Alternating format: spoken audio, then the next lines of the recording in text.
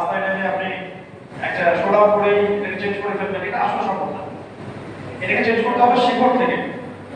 এই অর্থে আমরা বলি যে ইসলামপন্থী যে আমাদের জামায়াতগুলো আছে, জামায়াতগুলো বিভিন্ন ফিরকা বা জামায়াতগুলো, তাদের সাথে সুসম্পর্ক রাখতে হবে, তাদের সাথে সুসম্পর্ক রাখতে হবে, আমাদের মধ্যে ভ্রাতৃত্বের বন্ধন ঠিক থাকতে হবে, একটা ঐক্যের প্ল্যাটফর্মের দিকে আমাদেরকে আসতে হবে এবং রাষ্ট্র ক্ষমতায় ইসলামপন্থী থেকে নিয়ে যাওয়ার চেষ্টা করতে হবে।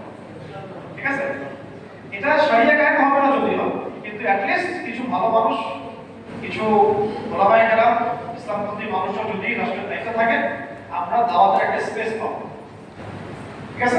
দাওয়াতের একটা ক্ষেত্র স্পেস প্রশস্ত হবে এবং ওই সুযোগটা, ওই সময়গুলোকে কাজে লাগিয়ে আপনি আমি আমরা আরো অনেক ৫-১০ বছর দাওয়াতের জন্য অব্যাহত থাকবে।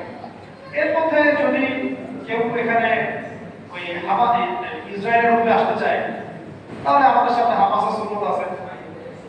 কেউ যদি ন্যাটো হয়ে আসতে চায়, তাহলে আমাদের সাথে ছাত্র ভাইদের সুন্নত আছে, তাই না? আর যদি ভাবে ভাবে দাওয়াত মানুষ কবুল করে নেয়, ইসলাম রাষ্ট্রীয় পর্যায়ে প্রতিষ্ঠা হয়ে যায়, তাহলে আমাদের এটা প্রয়োজন হচ্ছে না। তখন সেটা সিরাজের আদলে মুসাইব বিন উমাইরের দাওয়াতের মতো হয়ে যাচ্ছে। তিনি দাওয়াত দিয়ে মদিনা রাষ্ট্রে প্রায় ৭৫টা ফ্যামিলি ইসলাম কবুল করলো, এসে রাসূলের হাতে বায়াত করলো, নবী সাল্লাল্লাহু আলাইহি ওয়াসাল্লাম চলে গেলেন মদিনায়, রাষ্ট্র কায়েম হয়ে গেল। রাষ্ট্র এরকম জানেন ৭৫টা ফ্যামিলি মুসাইব বিন উমাইর রাদিয়াল্লাহু আনহু দাওয়াতে ইসলাম কবুল করলেন মদিনায়। তারা এসে রাসূলের হাতে বায়াত করলেন, নবী সাল্লাল্লাহু আলাইহি ওয়াসাল্লাম চলে গেলেন সাহাবীদেরকে নিয়ে মদিনায়। এই যে মুহাজির এবং আনসার সাহাবীদেরকে নিয়ে মদিনা রাষ্ট্র কায়েম হয়ে গেল। এটাও আছে একটা তরিকা, যদি এভাবে হয়ে যায় আলহামদুলিল্লাহ হতে পারে।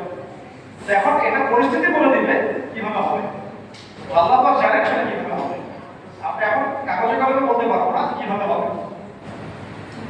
তবে উসুল ঠিক থাকবে। উসুল থাকবে দাওয়াত, দাওয়াত আমর বিল মারুফ নাহি আনিল মুনকার, এবং যদি আমাদের উপরে বড় শক্তির আক্রমণ করতে আসে তখন আমাদের জিহাদ ফিসবিলিল্লাহ। এইভাবে আস্তে আস্তে আল্লাহর জমিনে দিকে